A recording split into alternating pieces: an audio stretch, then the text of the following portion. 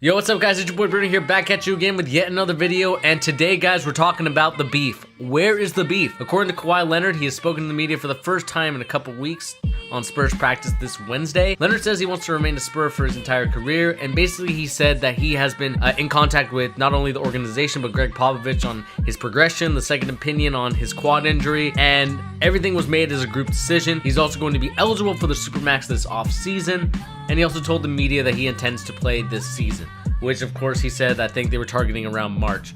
What do I think of this?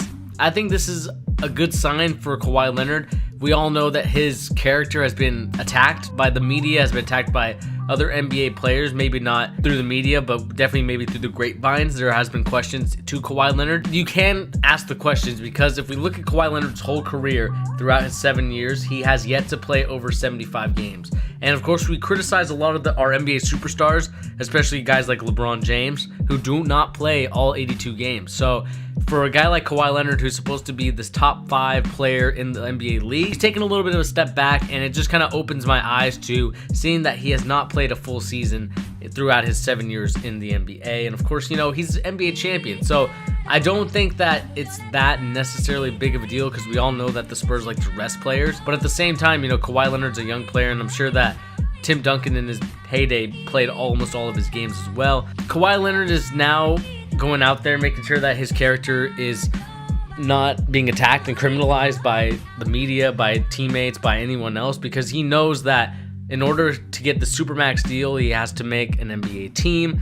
He has to make some sort of accomplishments, and I think he'll want the Supermax deal. The thing is, I don't know if he'll have the qualifications for it because he's coming in late in the season, and I don't think he's going to win any awards anytime soon, which is unfortunate for him because I think if the doctor would have diagnosed it better, I think we could have saw Kawhi Leonard come a lot sooner, and maybe this friction wouldn't have happened. I mean, we see that he's starting to come out of his shell a little bit more. He's not as introverted as we once thought. Of course, you know, he's still a little bit introverted. That's just the character of his nature, and I understand that. I'm probably almost the same like him. Not very expressive of myself. I like to be introverted until, you know, I'm familiar with the group of people that I'm hanging out with, and I think that's what Kawhi Leonard is. And is that a bad thing or a good thing? I mean, we see players like Russell Westbrook who are very, you know, out there, and they, of course, get all the shoe deals, they get all the MVP awards, and they get all this other accolades that I'm sure Kawhi Leonard is deserving of based on his stats and what he brings to the NBA as an NBA player, being one of the top 5 players in my opinion, at least last year going forward. Well, he's taken a step back now. We've all known that James Harden's stepping up over him.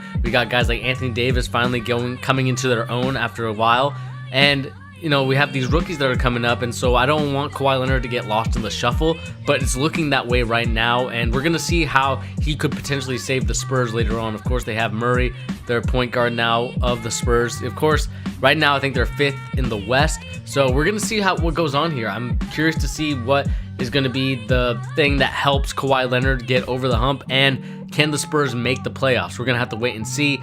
And in other news, guys, we got more conspiracy theories on my part. We got more billboards. So now LA, but paid by superfan Jacob, I'm assuming he's real estate, but he basically said hashtag LA LeBron, Cleveland and Philly, you can't compete with LA. So another billboard for LeBron James. Of course, he's probably going to be flattered by this one. There's more billboard talk. I don't understand what it is. To me, I feel like it's just Magic Johnson and the other owners and the other people in the Philly organization and the LA organization finding, you know what?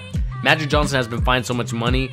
Let's see if we can just sneak around it and get some company to pay for a billboard and get LeBron James to come. I think it's flattering, and I think it's cool that LeBron James is getting a billboard because he's one of the best players and he deserves it. But at the same time, I think it's just a cover-up job by the NBA executives to not get caught in a tampering thing. So they're like, you know what? Let's get some very passionate fans that are business owners, and let's just have them buy billboards for us, and we design it. So that's pretty much it for that news. And other than that, the only thing I want to talk about really is just what's going on with the Thunder right now. The Thunder lost last night to the Houston Rockets, who are looking better and better day by day as the weeks go on. I don't know if it's possible to get better since like the middle of the season was when you're, you know, playing at your best. But right now they're really super hot. Their momentum is carrying over with the Houston Rockets. I mean, they played the Celtics, they won against that game, and they played the Thunder and they won. a very good game. To me though, we're going to talk more about the Thunder. The Thunder right now are in a situation where they could potentially be losing Paul George after trading away Sabonis and Victor Oladipo, who are playing very well right now. I think Westbrook needs to change his game, and it's not only just Westbrook's fault. I think most of the blame right now has to be put on Billy Donovan.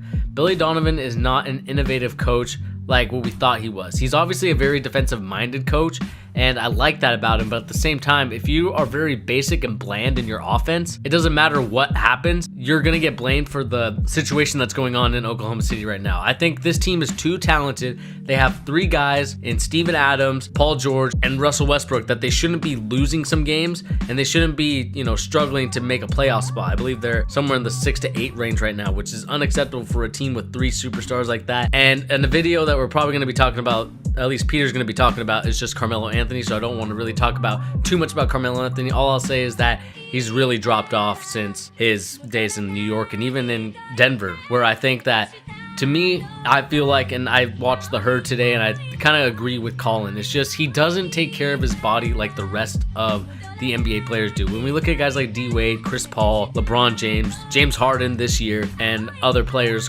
Anthony Davis, they take care of their bodies in the offseason, and they don't.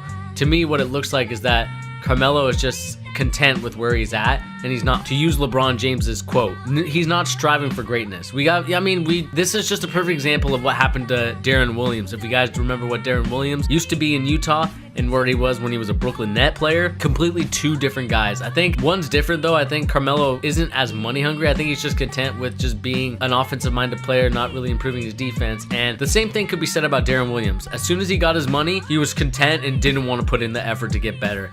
And some people react differently when they get a lot of money, and I'm glad that to see that a guy like LeBron James, Dwayne Wade, those guys don't care about the money as much as that they want to stamp a legacy and put something into the NBA because they care about the sport and they love talking about not only the sport but also the political things and also bettering the league for future NBA players. So Carmelo Anthony, it sucks to see that you were like this. I loved you in Denver, and I wish that you would be a little bit more hungry to play the game, to strive for greatness, but it's understandable sometimes that money can do certain things to different people.